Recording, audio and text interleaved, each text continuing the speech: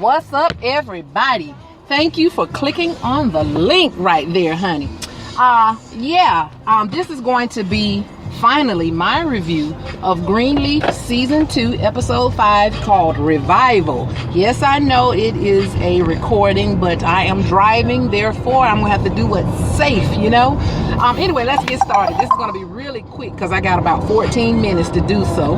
And I'm just going to give a brief rundown, and I'm going to do it by just talking about what each character on the episode has going on, because I've got to get this up before tomorrow night.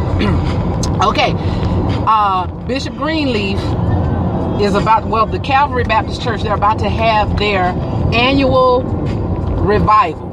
And Lady May is preparing or planning this big party to kick off the revival. Well, Bishop Greenleaf has gone and invited an old friend of theirs to come down and preach at the revival. But of course, Lady May doesn't know that he's bringing this person there. So when Lady May sees this man, she realizes he is the man from her past that she has actually had an affair with. Okay? So that revelation becomes apparent on this episode. Of course, Bishop Greenleaf does not know about it.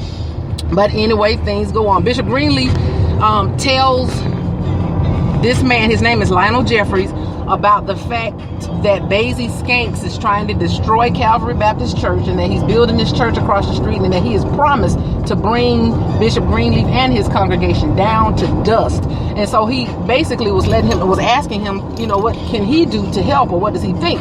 So Lionel Jeffries, the pastor friend, tells him that his son works for the zoning committee, and that he can help him at least do some things legally that will at least force Basie Skanks to halt construction on this new church. So he does bring his son there. His name is Aaron, and Aaron tells him that he can file injunctions and keep on filing legal injunctions until basically they snuff out Basie Skanks financially and everything, where they can do nothing else. And so that's the plan, and they're going to go forward with it. Okay, like I said, Lady May has had an affair with this man in the past, and she was mad because he showed up. She didn't want him to come out, because we know Lady May got a lot of secrets, and she don't want nobody to find out about her dirt, okay, and everything that she's done. But anyway, he assures her that the only reason he's there is because Bishop Greenleaf invited him, and that he's going to leave as soon as he does what he came there to do, which is to preach. And so when he gets ready to leave, Bishop Greenleaf, when he gets ready to leave the church and go back to wherever he came from, Bishop Greenleaf comes out with his son Aaron out of the church, and actually has this bright idea to let Aaron stay at their house in Jacob and Clarissa's old part of the house until this situation with Basie Skanks is actually settled. And so that kind of perplexes May as well, but she can't do anything but agree, because she does not want to let on that she has a problem with the connection to his father. So anyway, that's what's going on with Bishop Greenleaf and Lady May, okay?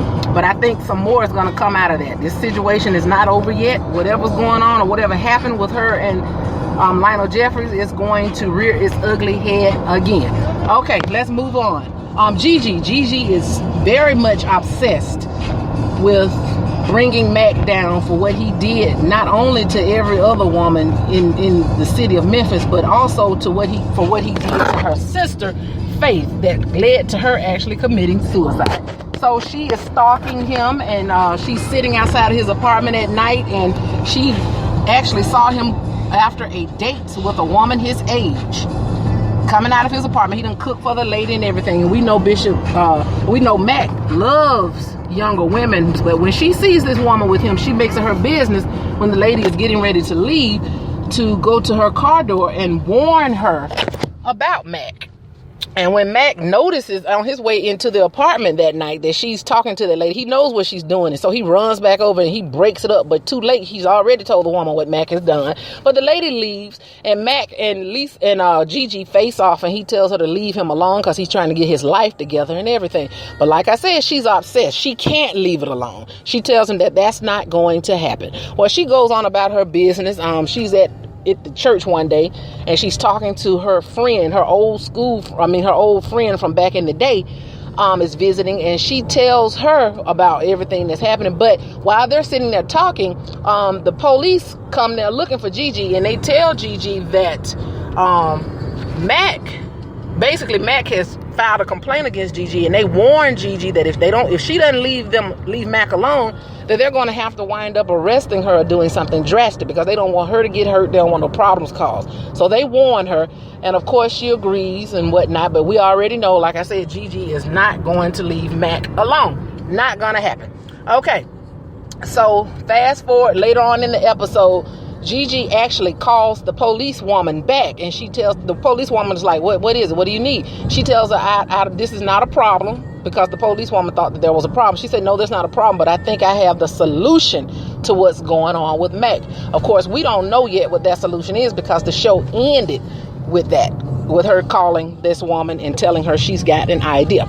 Okay, her daughter, Sophia, as a result of hearing such a great message at the church and hearing all these good sermons being preached, and one very moving sermon by the pastor who opened up the doors for people to join the church and to get saved, she goes up and she decides that she wants to be baptized. Bless her little heart. She's a sweet girl. She's a little testy sometimes, but she's a sweet girl. You know, nothing like that old nasty Zora, a little mannish and fast Zora. But anyway, she goes up to the stage and she tells them that she wants to be baptized. GiGi is excited and happy. Bishop Greenleaf is happy. Lady May is happy. I mean, it's just a beautiful sight. And ultimately, she does get baptized, and she's so excited. She runs up to her mother after church one day, and her mom asked her, she said, baby, how do you feel? She said, it's hard to explain. And GiGi says, well, just try. So she tells him, she tells GiGi, she says, I feel infinite. And then she asks her, can she go off somewhere? And GiGi says yes, and she skips on off just as happy as she can be. Okay, so I want to see what type of effect she's going to have on her family now that she has had this salvation experience, you guys. It's going to be interesting there too.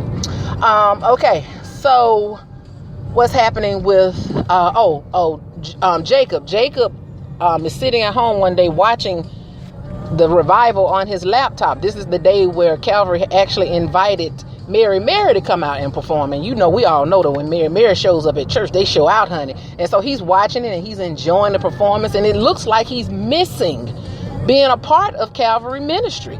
Okay, and so his wife, Clarissa, with her ugly self, I don't like her, y'all, I'm sorry. She walks up to him and she makes sure, she sees that he's missing the church. And of course, she does not want him to go back or to backslide on the promises he'd have made, basically because she's too excited about him running his own church. We know how Clarissa is. She's one of them type of people that's concerned with appearances too, and she loves to be big stuff. So she's not going to allow him to sink back into being to working for his daddy anymore. So she slams the laptop shut and she takes the laptop from him, and he doesn't object to it. He just lets it, and she goes on. Okay, and that's pretty much the most of what they show of Jacob that night. Okay, so now we got Charity. Charity, of course, we know that ever since her husband, Kevin, told her about his struggle with homosexual thoughts, she has been distant from him. I mean, rude to him and pretty much acting like she don't even know the man. So unlike last season when she was dressing extremely pious and everything she wore was covered up, everything. I mean, she used to cover her breast up, cover her butt up, everything.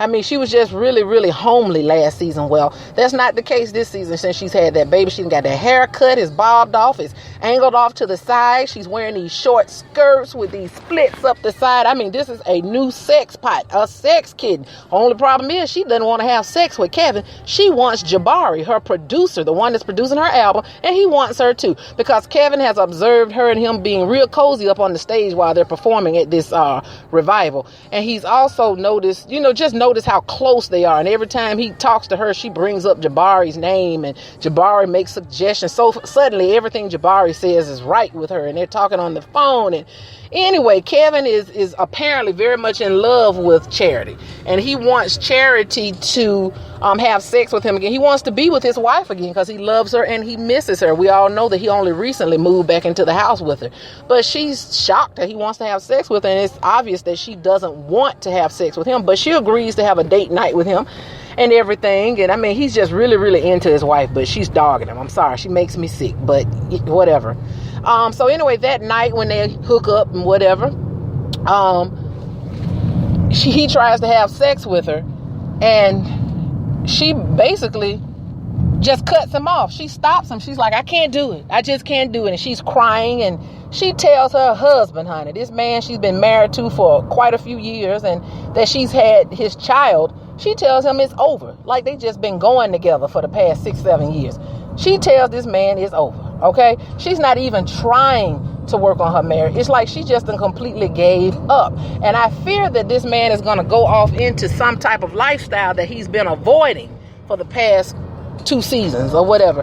And I also fear that she's going to be mad and hurt when she sees him with somebody else.